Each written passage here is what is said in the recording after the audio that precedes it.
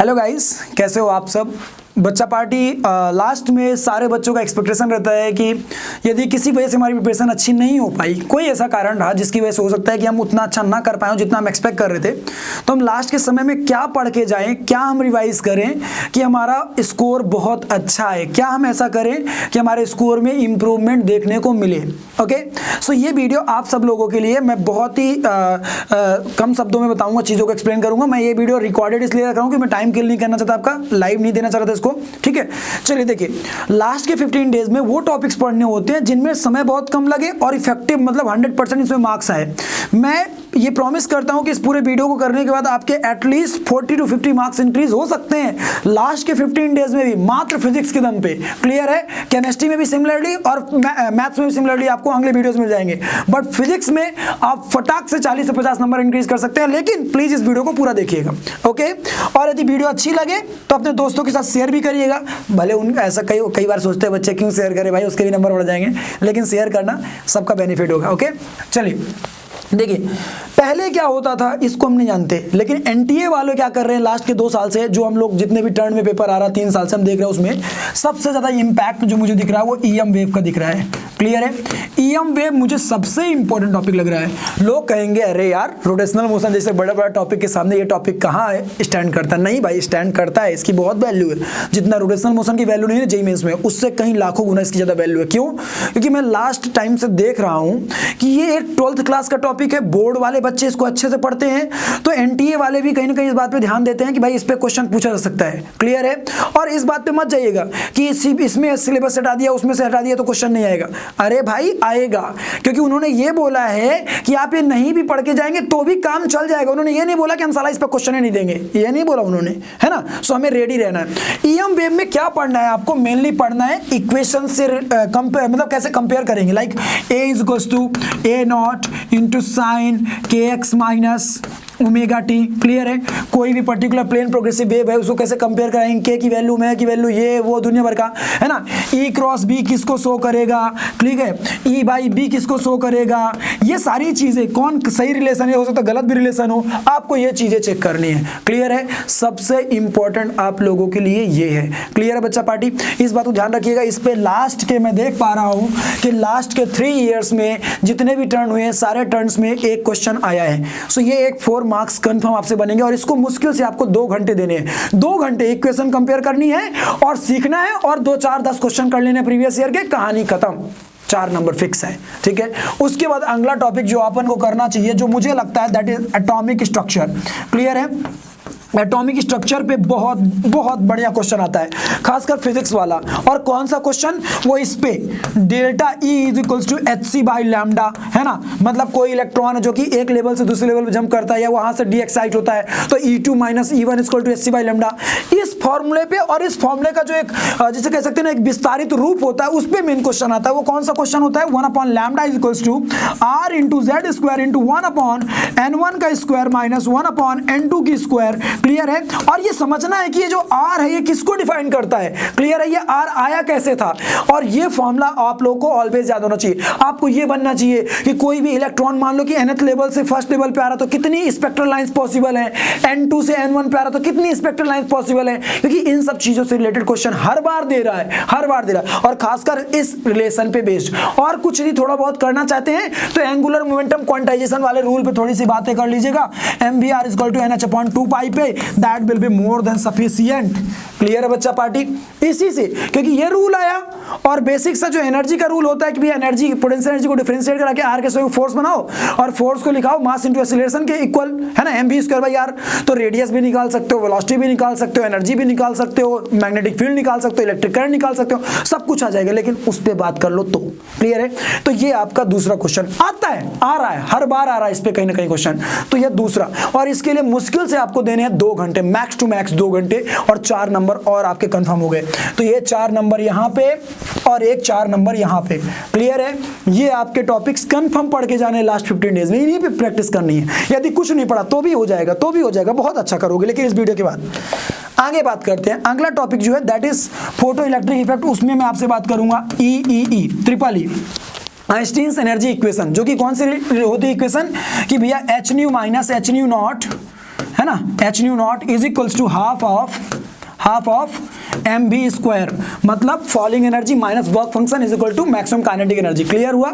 ये वाला जो रिलेशन है वो बहुत काम में आने वाला है। इसी में स्टॉपिंग पोटेंशियल कैसे रोल प्ले करता है, उसका ग्राफ कैसे होगा, फ्रीक्वेंसी के रिस्पेक्ट कैसे ग्राफ आएगा, सैचुरेशन करंट के बारे में थोड़ा बहुत पढ़ लीजिए कि सैचुरेशन करंट कैसे नंबर ऑफ फोटॉन्स पे डिपेंड करता है, सैचुरेशन करंट में जो स्टॉपिंग पोटेंशियल की वैल्यू आती है वो कैसे फ्रीक्वेंसी पे डिपेंड करती है। क्लियर है? इन चीजों पे थोड़ा काम करना है और बनेगा। और इसके साथ साथ पैरेलल में एक और चीज पे काम कर लीजिए, जितना इसको तवज्जो दीजिएगा उतना ही इस फॉर्मूले को तवज्जो दीजिएगा, that is lambda D is equals to what, h upon p।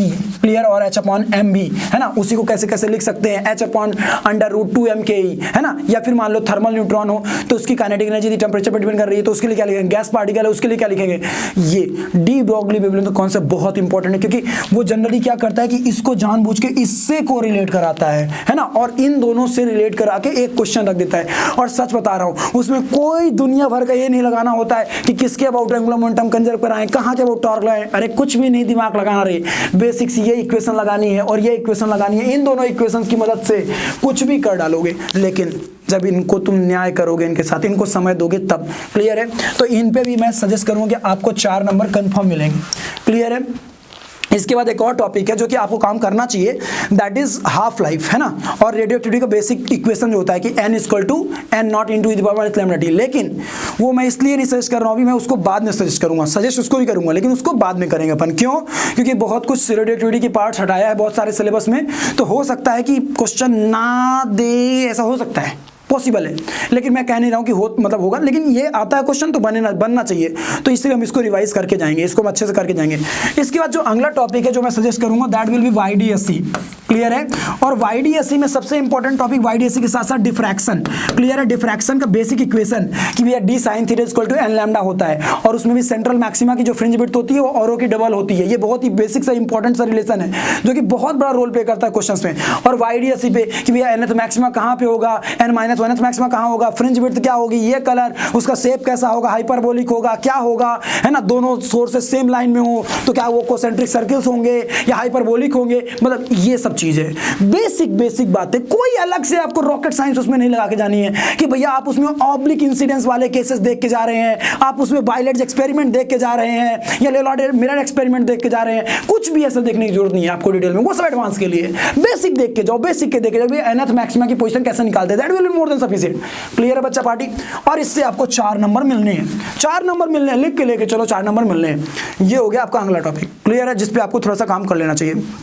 अगला टॉपिक है जिसमें हम काम करना चाहिए, दैट इज एरर। एरर के साथ साथ पैरेलल में आपको डायमेंशनल एनालिसिस पे काफी काम करना पड़ेगा, क्योंकि एक क्वेश्चन तो कंफर्म है। अब क्वेश्चन कैसे आता है ये भी बता देता हूं। एरर में हो सकता है ये कोई फॉर्मूला दे दे, बोले कि इसमें ये एरर है, तो मेन इसके रिजल्टेंट में कितनी एरर हो सकती है, इस तरह का क्वेश्चन पूछ सकता है। दूसरी पॉसिबिलिटी ये है कि 4 ऑप्शन दे दे, इधर फॉर्मूला दे दिया, इधर डायमेंशनल फॉर्मूला दे दिया, इधर फॉर्मूला दे दिया, इधर डायमेंशनल फॉर्मूला दे दिया, बोला मैच करो इनमें से, और फिर इनमें से 4 ऑप्शन दे दिया आपको कि इनमें से कौन सी सही मैचिंग है, ये पूछ सकता है। या फिर ये पूछ सकता है कि mass upon momentum into velocity, इनके इक्विवेलेंट कौन सा फॉर्मूला हो सकता है बाय डायमेंशनल एनालिसिस। या फिर ऐसा क्वेश्चन पूछ सकता है कि मान लीजिए ये जो है वो K पे ऐसा डिपेंड कर रहा है, B पे ऐसा डिपेंड कर रहा है, C पे ऐसा डिपेंड कर रहा है, तो ये बताइए कि एग्जैक्ट फॉर्मूला क्या हो सकता है, फॉर्मूला डिराइविंग। ये तीनों चीजें आपको आनी चाहिए डायमेंशनल एनालिसिस की। एरर में तो बहुत ज्यादा वेरिएशंस पूछने के चांसेस नहीं है, वही छोटा सा पूछ लेता है कई बार कि इस फॉर्मूले में है, तो बताइए कि इसमें इनमें एरर है, तो फॉर्मूले में क्या एरर आई होगी। क्लियर है? और आपको श्योर शॉर्ट एक क्वेश्चन मिलना है, बनेगा आएगा, कंफर्म। क्लियर है?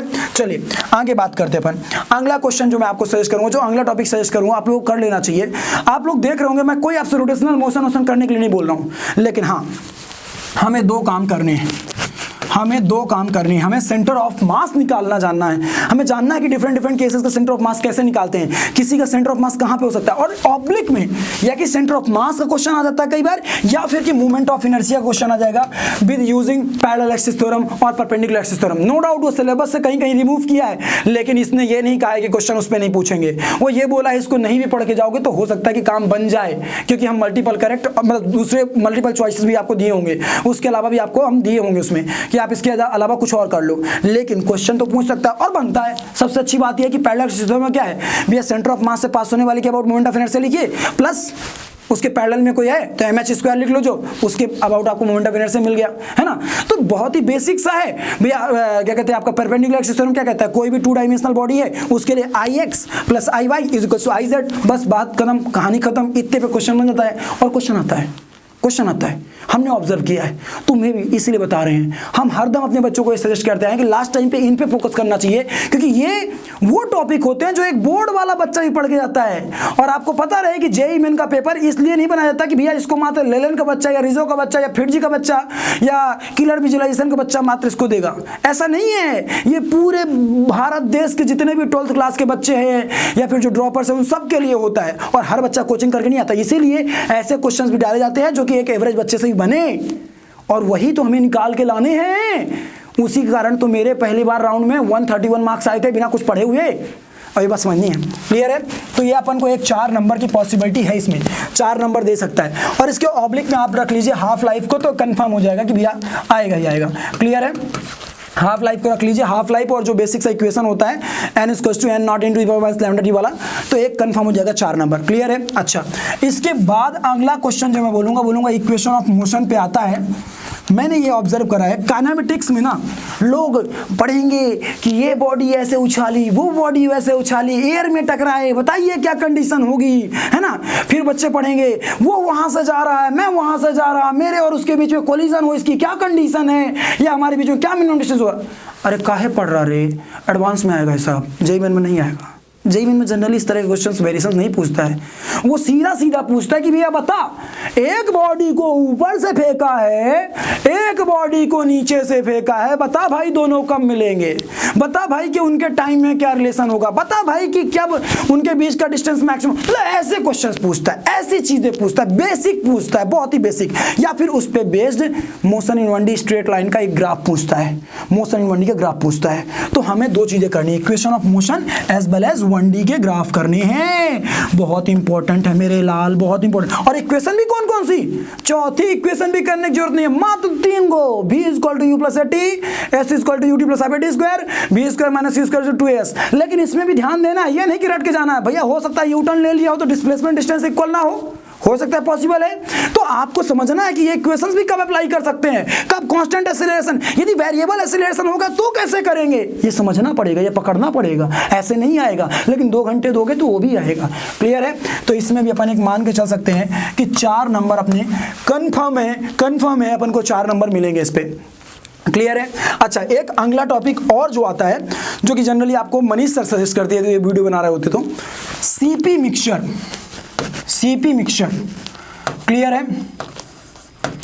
सीवी मिक्सचर या फिर गामा मिक्सचर, क्लियर है। या फिर किसी भी पर्टिकुलर प्रोसेस का हीट कैपेसिटी क्या होगा यहाँ पे, या फिर इस प्रोसेस में वर्क डन क्या होगा, या फिर आइसोथर्मल प्रोसेस है तो वर्क डन क्या होगा, एडिएबेटिक है तो वर्क डन क्या होगा, या फिर इस प्रोसेस की ये प्रॉपर्टीज दी हुई है, पहचानिए कौन सी प्रोसेस है, पहचानिए, जानिए वहां पे। या फिर हो सकता है कि एक ग्राफ दे दे और उनमें से 4 और ऑप्शन दे दे, बोले कि इस ग्राफ का, पीटी ग्राफ का वीटी ग्राफ क्या होगा, बताइए।